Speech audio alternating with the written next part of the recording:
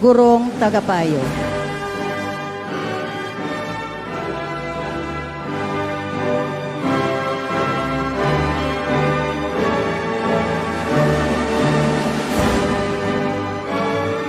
Magandang araw.